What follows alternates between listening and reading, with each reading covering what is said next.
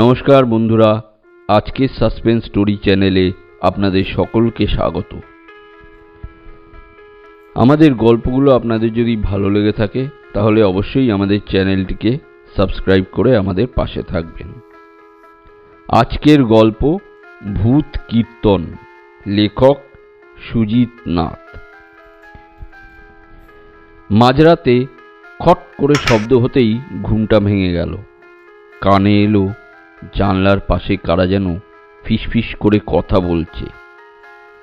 কে রে ঘরে? এই ভুতুড়ে ঘরে একা থাকবে? সাহস তো কম নয় বেটার। দেখতে হয় তাহলে পরখ করি। প্রথমটা ফিসফিস করে বললেও ক্রমেই বেশ জোরালো হয়ে উঠল কণ্ঠস্বরটা। প্রথমে ভাবলাম বুঝি ট্রাক ক্রেনের ড্রাইভারগুলো কথা বলছে, কিন্তু পরক্ষণেই মনে হলো ওরা যেন বারান্দাতেই কথা বলছে।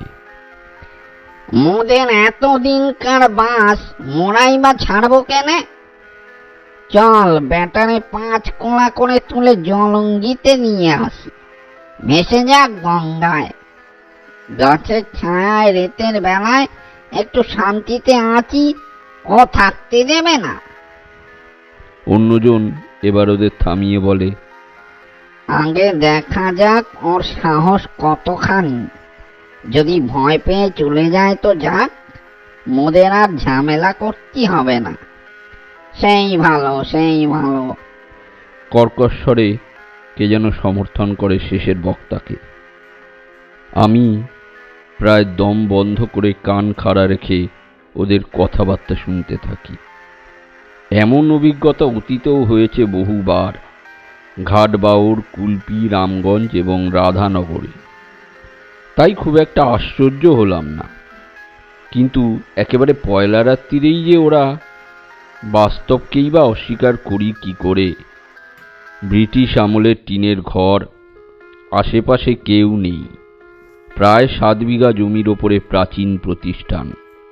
প্রাচীন নেই, বেড়া নেই।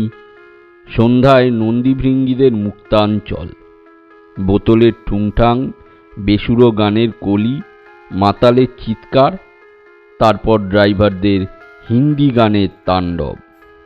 রাত্রি 12টায় সব চুপচাপ।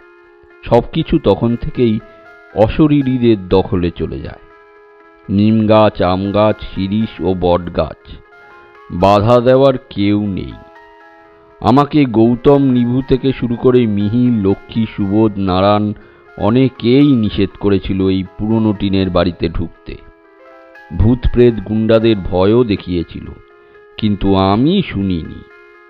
বরাবরই আমি একটু দুঃসাহসী এবং এইসব চ্যালেঞ্জ নিতে বেশ ভালো লাগে আমার। আর তাই দিন 6 নিভুদের ওখান থেকে যাতায়াত করার পরেই 2টো লোক লাগিয়ে ঘর উঠোন পরিষ্কার করে ঢুকে পড়েছি এখানে নতুন অভিজ্ঞতা সঞ্চয়ের আশায়। এরই মধ্যে নামলো ঝমঝমিয়ে বৃষ্টি।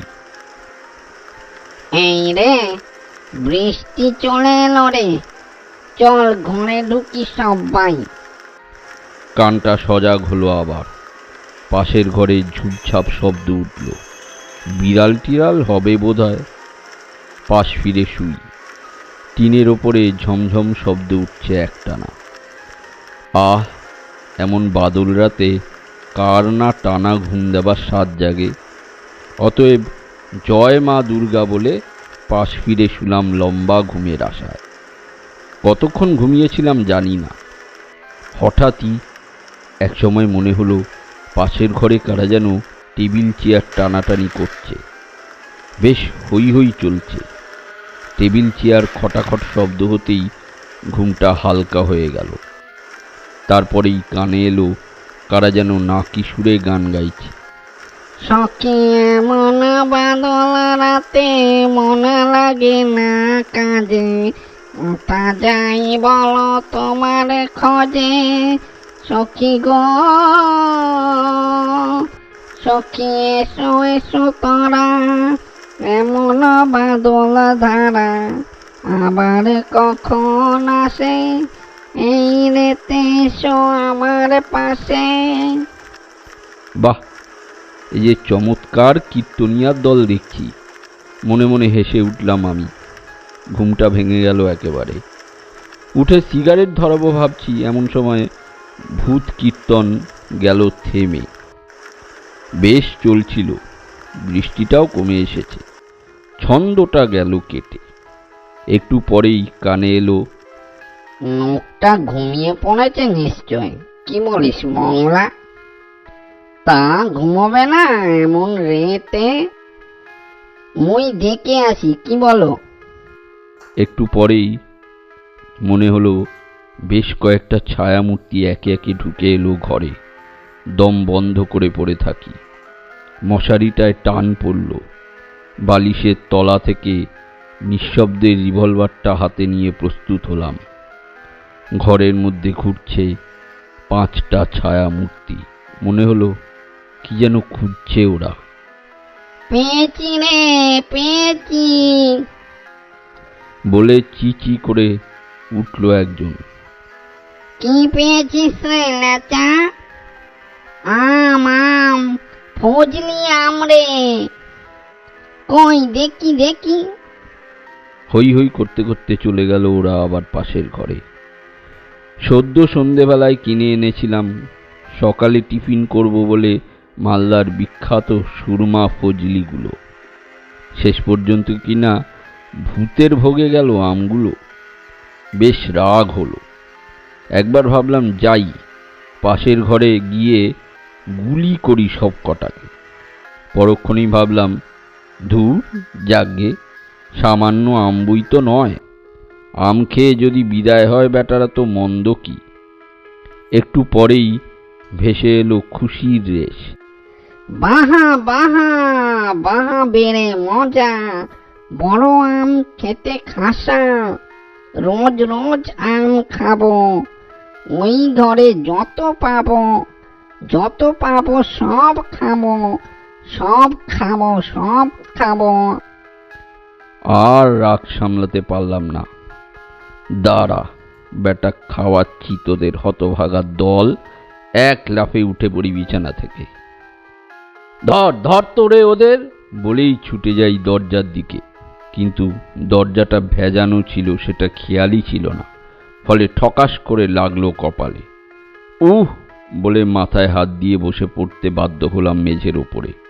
সঙ্গে সঙ্গে ও ঘর থেকে ভেসে এলো, আহা আহা লাগো ভালো, ফাড়া কেটে গেল বলো, গেল বলো, লাগে ভালো, লাগে ভালো।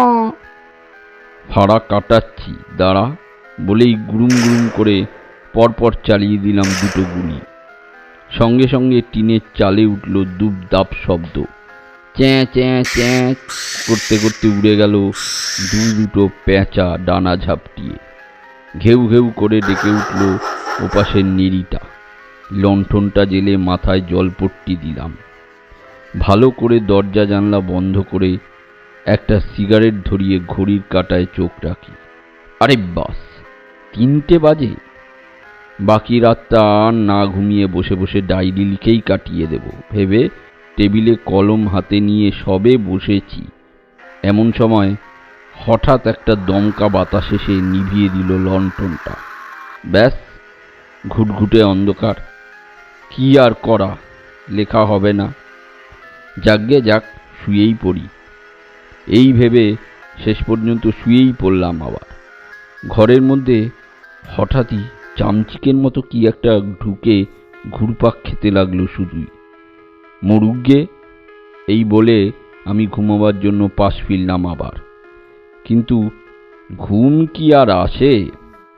সকালে উঠে দেখি সত্যি টেবিলের আমগুলো নেই, কিন্তু পাশের ঘরে খোসা বা আটির কোনো চিহ্ন মাত্র নেই। তবে চেয়ার টেবিলগুলো এলোমেলো হয়ে পড়ে আছে বারান্দায়। সেই দিনই ইলেকট্রিক মিস্ত্রিকে ডেকে ঘরে তার, মিটার, ফিউজ বোর্ড সব ঠিকঠাক করে আলোর ব্যবস্থা করলাম। আর পাশের ঘরে একজন সাহসী ছাত্রকে রাখার ব্যবস্থা করলাম। না, তারপরে যতদিন ছিলাম ওখানে আর ওদের উৎপাত সহ্য করতে হয়নি কোনোদিন। অবশ্য ভূত কীর্তনও শুনতে পাইনি আর। কীর্তনের সুরটা কিন্তু মধুরই ছিল। বোধহয় জীবিতকালে ওরা কীর্তন ভালোই গাইত। এতক্ষণ আপনারা শুনছিলেন সুজিত নাথের লেখা গল্প ভূত কীর্তন। গল্পটা বা ভিডিওটা যদি ভালো লেগে থাকে তাহলে অবশ্যই লাইক, শেয়ার, কমেন্ট করে দেবেন বন্ধুরা। ধন্যবাদ।